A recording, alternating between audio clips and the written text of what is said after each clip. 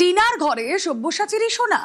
পুলিশের জিজ্ঞাসাবাদে টিনা ভৌমিক সাহার স্বীকারোক্তি। তৃণমূল নেতা সব্যসাচী দত্তকে জেরা করে পুলিশের তল্লাশি। এই বিষয়ে আরো বিস্তারিত জানাতে পারবেন অনুপ রয়েছেন সঙ্গে। অনুপ, দেখো, তৃণমূল নেতা সব্যসাচী দত্ত তাকে ইতিমধ্যে গ্রেপ্তার করার পরবর্তী ক্ষেত্রে হেফাজতে নেওয়া হয়েছিল। একাধিক জায়গায় যখন তল্লাশি করা হয়েছিল সেক্ষেত্রে লক্ষ্য করা যায় যে টিনা সাহা ভৌমিক যে সব্যসাচী দত্ত ঘনিষ্ঠ, যার নদিয়ার করিমপুর এবং অন্য দুটি বাড়ি রয়েছে, এবং সেখানে যখন তল্লাশি অভিযান করা হয় সেখান থেকে 3 কেজি কিন্তু সোনা উদ্ধার করা হয়েছিল। এই মামলায় পরবর্তী ক্ষেত্রে টিনা ভৌমিক সাহা সব্যসাচী দত্ত ঘনিষ্ঠ, তার নেত্রী, তাকে তলব করা হয় এবং তাকে যখন দীর্ঘ জিজ্ঞাসাবাদ করা হয় সেই জিজ্ঞাসাবাদে তিনি স্বীকার করেন। এই যে জিজ্ঞাসাবাদে চাঞ্চল্যকর স্বীকারোক্তি এমনটা বলা চলে যে সোনা তার বাড়ি এবং শ্বশুরবাড়ি থেকে উদ্ধার হচ্ছে, সেই সোনা সব্যসাচী দত্তর, এমনটা দাবি করা হচ্ছে। পরবর্তী ক্ষেত্রে পুলিশ যখন তল্লাশি অভিযান করে সেখানে কিন্তু সব্যসাচী দত্ত তাকে জিজ্ঞাসাবাদ করা হয়েছিল, কিন্তু তখন সব্যসাচী দত্ত জানিয়েছিলেন যে এই সোনার সঙ্গে তার কোনো রকম কিন্তু সম্পর্ক নেই। কিন্তু টিনা ভৌমিক সাহা তাকে যখন জিজ্ঞাসাবাদ করা হলো বিধাননগর পুলিশের পক্ষ থেকে, সেক্ষেত্রে তিনি জানাচ্ছেন যে জিজ্ঞাসাবাদে চাঞ্চল্যকর স্বীকারোক্তি যে সোনা 3 কেজি সোনা পাওয়া গিয়েছে তার বাড়ি এবং শ্বশুরবাড়ি থেকে। এই টিনা সাহা ভৌমিকের বাড়িতেই সব্যসাচী দত্তর এই সোনা রাখা ছিল। ইতিমধ্যেই পুলিশের পক্ষ থেকে গোটা বিষয় বয়ান খতিয়ে দেখা হচ্ছে এবং প্রয়োজনে আবারও টিনা ভৌমিক সাহা তাকে জিজ্ঞাসাবাদ করা হবে বিধাননগর উত্তর থানা পুলিশের পক্ষ থেকে। বেশ। স্মরণ প্রধানমন্ত্রীরও। সাহিত্য সম্রাটকে মোদির শ্রদ্ধাঞ্জলি এক্সপোস্ট করেছেন প্রধানমন্ত্রী। তিনি লিখেছেন, মহান বঙ্কিমচন্দ্র চট্টোপাধ্যায়ের জয়ন্তীতে তার প্রতি শ্রদ্ধাঞ্জলি। এক সুবিশাল সাহিত্যিক আলোকবর্তিকা হিসেবে তার লেখা প্রজন্মান্তরের ভারতীয়দের মধ্যে দেশপ্রেম এবং সাংস্কৃতিক গৌরবের চেতনা জাগ্রত করেছিল। তার সমৃদ্ধ সাহিত্যকর্ম মনকে উদ্ভাসিত করে এবং জাতি গঠনের প্রতি আমাদের সম্মিলিত সংকল্পকে শক্তিশালী করছে। এখন আমরা বন্দে মাতরমের 150তম বার্ষিকী উদযাপন করছি। বন্দে মাতরমের মাধ্যমে তিনি স্বাধীনতা আন্দোলন এবং আমাদের জাতিকে অন্যতম দীর্ঘস্থায়ী অনুপ্রেরণা উপহার দিয়েছিলেন। এক্সপোস্টে বঙ্কিম স্মরণ প্রধানমন্ত্রী নরেন্দ্র মোদীর। মহান বঙ্কিমচন্দ্র চট্টোপাধ্যায়ের জন্মজয়ন্তীতে তার প্রতি শ্রদ্ধাঞ্জলি।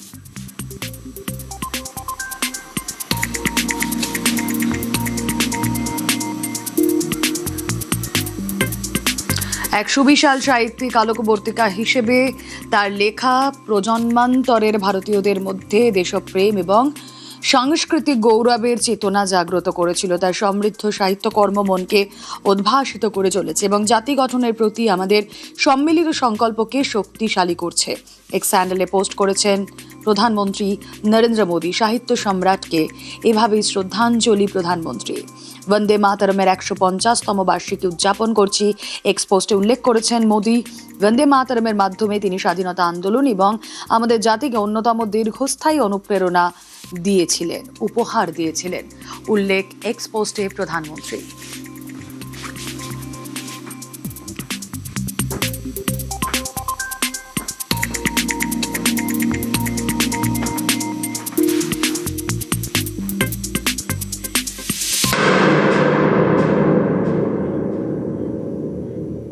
বঙ্কিম স্মরণে মুখ্যমন্ত্রীও।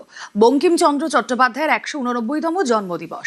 কলেজ স্ট্রিটে বঙ্কিমচন্দ্রের বাসভবনে মুখ্যমন্ত্রী শ্রদ্ধা জানালেন মালা দিয়ে। যে ছবি আপনাদেরকে দেখাচ্ছি, কলেজ স্ট্রিটে সাহিত্য সম্রাটের বাড়িতে মুখ্যমন্ত্রী শুভেন্দু অধিকারী। 189তম জন্মবার্ষিকী বঙ্কিম স্মরণে মুখ্যমন্ত্রী শুভেন্দু অধিকারী তার আবক্ষ মূর্তিতে মাল্যদানে শ্রদ্ধা জানালেন মুখ্যমন্ত্রী শুভেন্দু অধিকারী। সাহিত্য সম্রাট বঙ্কিমচন্দ্র চট্টোপাধ্যায়ের মূর্তিতে তার 189তম জন্মজয়ন্তী উদযাপন অনুষ্ঠানে কলেজ স্ট্রিট তার বাসভবনে মাল্যদান করছেন পশ্চিমবঙ্গের মাননীয় মুখ্যমন্ত্রী শ্রী শুভেন্দু অধিকারী।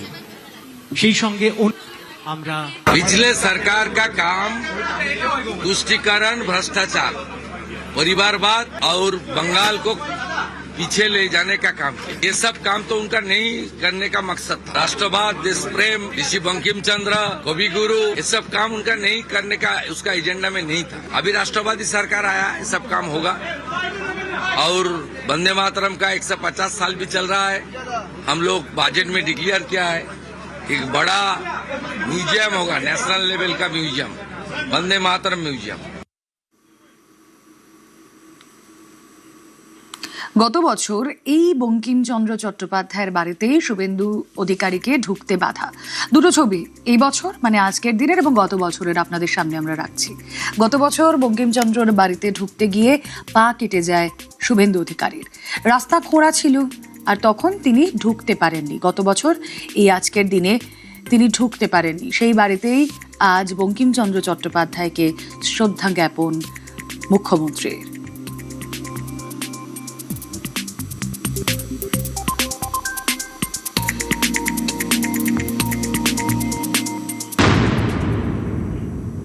এই বাড়ির রাস্তা খুঁড়ে দিয়েছিল বন্দে মাতরমের 150 বছর। এখানে বিরোধী দলনেতা ছিলাম, বিজেপির একটা কার্যক্রম ছিল, আমি এসেছিলাম, ঢুকতে দেয়নি, খুঁড়ে দিয়েছি। জনগণ বিচার করে দিয়েছে। চিরদিন কাহারও সমান নাই যায়, যেমন কর্ম করবে তেমন ফল পাবে। বঙ্কিমচন্দ্র চট্টোপাধ্যায় নিজের শেষ জীবনে কলেজ স্ট্রিটের এই যে বাড়ির সামনে দাঁড়িয়ে রয়েছি, যার নাম বঙ্কিম চ্যাটার্জি স্ট্রিট, সেই বাড়িতেই কাটিয়েছেন। যদিও এই বাড়ি পরবর্তী সময়ে 2006 সালে বঙ্কিম স্মৃতি পাঠাগার হিসেবে আত্মপ্রকাশ করে। এবং শুধু তাই নয়, বঙ্কিমচন্দ্র চট্টোপাধ্যায়ের স্মৃতি বিজড়িত এই বাড়ি, সেই বাড়ি তদানীন্তন সময়ে বা প্রাক্তন রাজ্য সরকারের সময়ে তৃণমূল কংগ্রেসের আমলে ছিল জরাজীর্ণ অবস্থায়।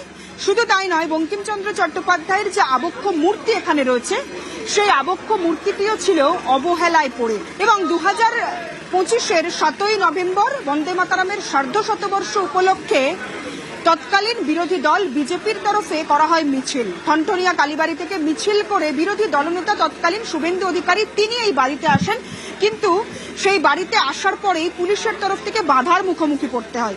শুধু তাই নয়, সেদিন এই রাস্তা খুঁড়ে দেওয়া হয়েছিল কলকাতা পুরসভার তরফ থেকে, এমনটাই অভিযোগ করেন শুভেন্দু অধিকারী। ঢুকতে না দেওয়ার কারণে রাস্তা খোঁড়া হয়েছে এবং তার পা কেটে যায় শুভেন্দু অধিকারী। এবং সেখান থেকেই শুভেন্দু অধিকারী তিনি সাধারণ মানুষের উদ্দেশ্যে বার্তা দেন যে বিজেপি ক্ষমতায় আসলে এই বাড়ি আবার নতুন করে সাজিয়ে তোলা হবে এবং রক্ষণাবেক্ষণ করা হবে এই বঙ্কিমচন্দ্র স্মৃতি পাঠাগারের। বিজেপি সরকার 2026-এ ক্ষমতায় এসেছে এবং তারপরই এই বাড়ি নতুন করে সাজিয়ে তোলা হয়েছে, করা হয়েছে রং।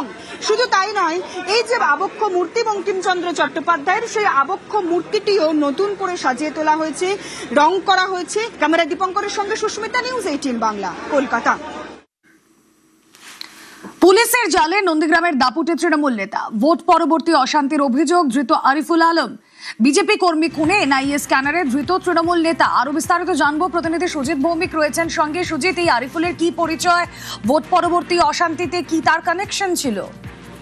তবে খুনের মতো অভিযোগ তার বিরুদ্ধে কিন্তু রয়েছে। খুন, যেটা বিজেপির কর্মীকে খুন করার মতো ঘটনা। শুধু তাই নয়, ভোট পরবর্তী হিংসায় অভিযুক্ত রয়েছেন, সমবায় ভোটে বোমাবাজি করেছেন এবং বিরোধী দলের নেতাকর্মীদের বাড়িতে লুটপাট, বাড়ি ভাঙচুর, বোমাবাজি এবং এই যে খুনের কথা বললাম, সেই মামলাতেও তার নাম রয়েছে। এবং এনআইএ তদন্তের তালিকাভুক্ত এই তৃণমূল তাবর নেতা, যার স্ত্রী পঞ্চায়েতের সদস্য তৃণমূলের, তিনি কিন্তু রীতিমতো বলা যায় যে এলাকায় মারামারি বা মারধরের ঘটনায় যুক্ত রয়েছেন। এনআইএ মামলায় অভিযুক্ত হয়েও তাকে বারবার ডাকা সত্ত্বেও তিনি হাজিরা দেননি বলেই এই আরিফুল আলমের বিরুদ্ধে অভিযোগ রয়েছে। তাকে গ্রেপ্তারের পর হলদিয়া আদালতে পেশ করা হলো এবং 2021 সালের রুমেলা ভোট পরবর্তী হিংসায় দোকান ভাঙচুর, লুটপাট, মারধরের ঘটনায় জড়িত থাকার পাশাপাশি তার বিরুদ্ধে মারাত্মক অভিযোগ রয়েছে যে সোনাচূড়ায় মনসা বাজারে বিজেপি কর্মী রতিবালা আরিকে খুনের ঘটনায় অভিযুক্তদের মধ্যে তার নামও রয়েছে। এরকম একজন অভিযুক্ত বা পুলিশের খাতায় বলা যায় যে অপরাধী অভিযুক্ত, তাকে কিন্তু কখনোই গ্রেফতার করেনি পুলিশ।